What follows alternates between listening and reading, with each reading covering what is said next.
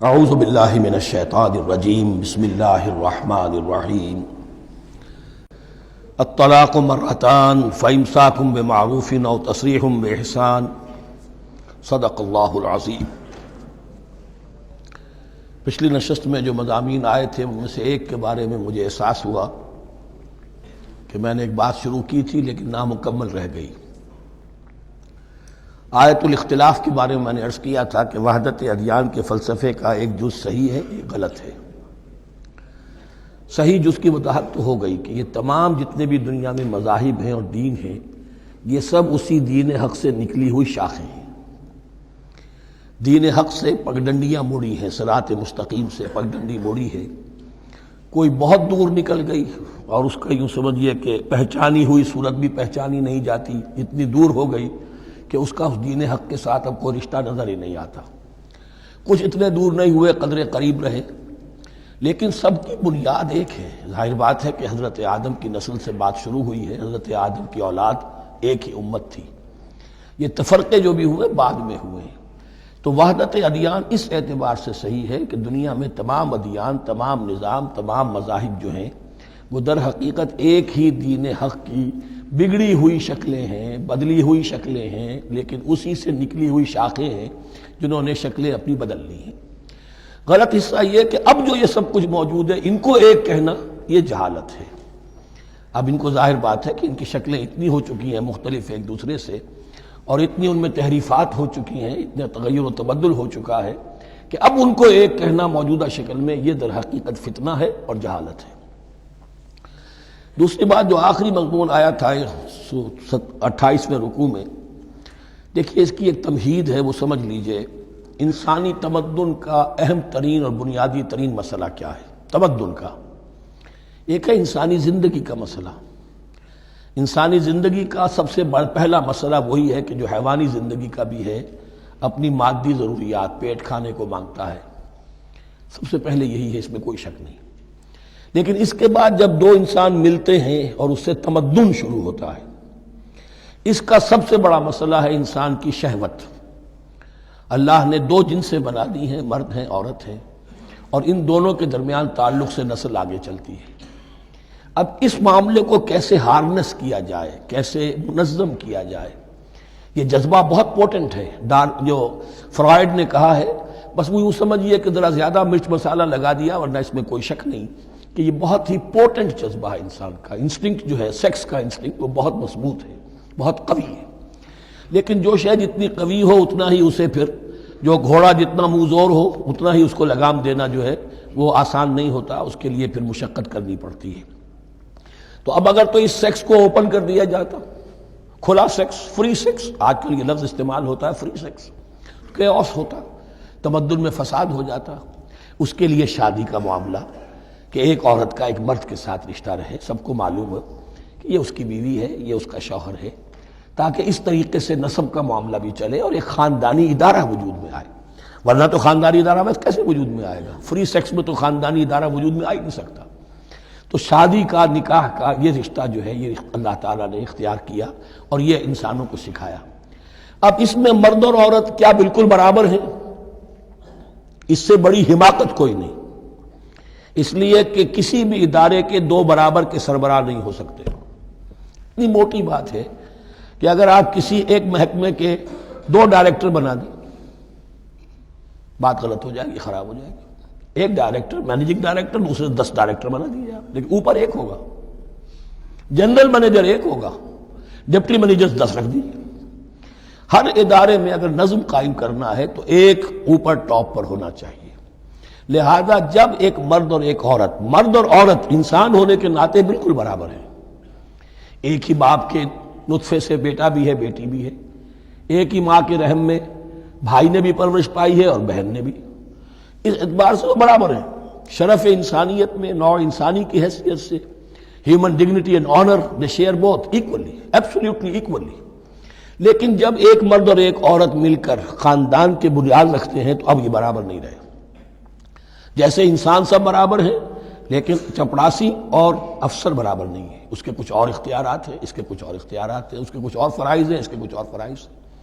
اس طریقے سے اس رشتے کے معاملے میں اور یہ بھی نوٹ کر لیجئے کہ یہی وجہ اس قدر تفصیل کے ساتھ سب سے پہلے احکام قرآن میں دیے جا رہے ہیں اسی آئلی قوانین کے متعلق۔ لیکن تمدن کی جڑ بنیاد یہ ہے، یہاں سے خاندان بنتا ہے، اور خاندانوں کے اجتماع کا نام معاشرہ ہے۔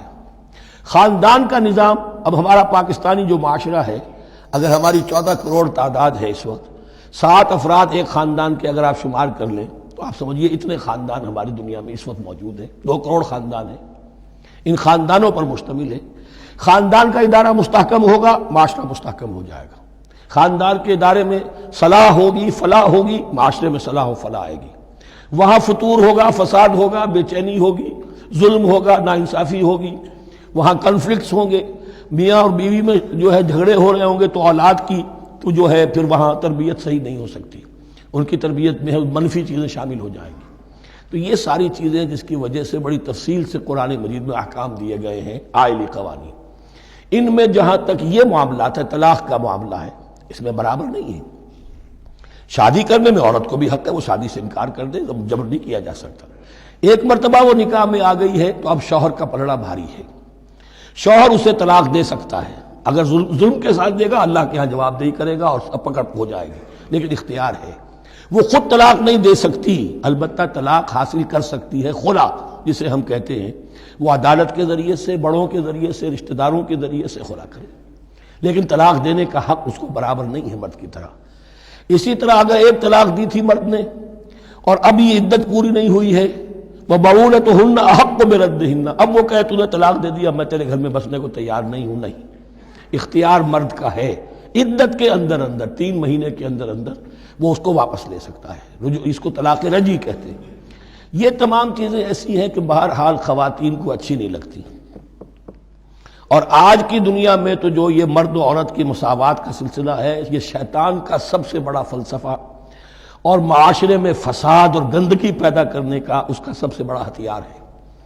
اور اب جو کچھ رہی صحیح اقدار ہماری ایشیا کے ممالک جو ہیں، زیادہ تر مسلمان ممالک ہیں، ان میں خاندانی نظام کی جو بچی کھچی شکل رہ گئی ہے اس کو برباد کرنے کے لیے یہ قاہرہ کانفرنس اور بیجنگ کانفرنس، اس ایشیا کا گھیراؤ دونوں طرف سے، مشرق سے اور مغرب سے، کہ عورت کو آزاد کرو، عورت کو اٹھاؤ، ایمینسیپیشن کے نام پر، آزادی کے نام پر، اور مرد و عورت کی مساوات کے نام پر، تاکہ خاندانی نظام ٹوٹ کر رہ جائے، جیسے کہ ان کے ہاں ٹوٹ چکا ہے خاندانی نظام نے۔ یہ کلنٹن صاحب نے کہا تھا اپنے سال 9 کے میسج میں کہ عنقریب ہماری قوم، امریکن نیشن، بہت جلد اس کی اکثریت حرام زادوں پر مشتمل ہوگی، born out of wedlock, وہ کسی شادی کے نکاح کے نتیجے میں کوئی وجود میں نہیں آئے ہیں، زنا کے نتیجے میں وجود آئی بھی قوم ہوگی۔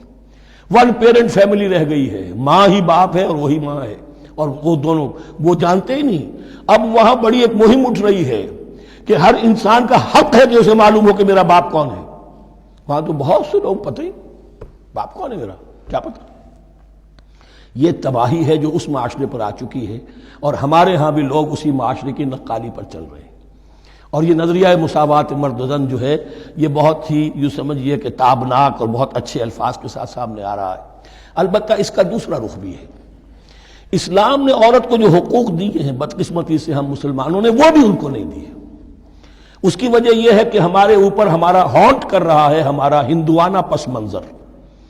ہندوؤں کے معاشرے میں عورت کی کوئی حیثیت نہیں، نہ اس کی وراثت کا حق ہے، نہ وہ بیوہ ہو جائے تو جینے کا حق تھا اس کو، وہ تو پھر ستی ہو جانا چاہیے اس کو، اس کے لیے تو زندگی کا حق بھی نہیں ہے، وراثت تو بہت دور کی بات رہی، کوئی پراپرٹی کا کوئی سوال نہیں، کسی طرح کی کوئی حیثیت نہیں، کوئی لیگل اینٹیٹی نہیں۔ لیکن ہم مسلمان تو ہو گئے، ہمارے آباء و اجداد، تربیت ہوئی نہیں، لہذا ہمارے اوپر وہی تصورات ہیں، عورت کو جو ہے پاؤں کی جوتی کی طرح سمجھنا۔ یہ جو کچھ ہم کر رہے ہیں ان کے جائز حقوق بھی انہیں نہیں دیتے، اس کے نتیجے میں ہم جو مغرب کا ہم پر حملہ ہے اس کو مؤثر کرنے میں گویا ہم مدد دے رہے ہیں۔ اگر ہم اپنی خواتین کو وہ حقوق نہیں دیں گے، اگر ان کے لیے جو اللہ نے جو مقرر کیا ہے وہ انہیں نہیں دیا جائے گا، تو ظاہر بات ہے کہ رد عمل میں پھر جو یہ نعرے ہیں اور بڑے خوشنما جو دعوت اٹھتی ہے وہ لازماً انہیں کھینچ کر لے جائے گی۔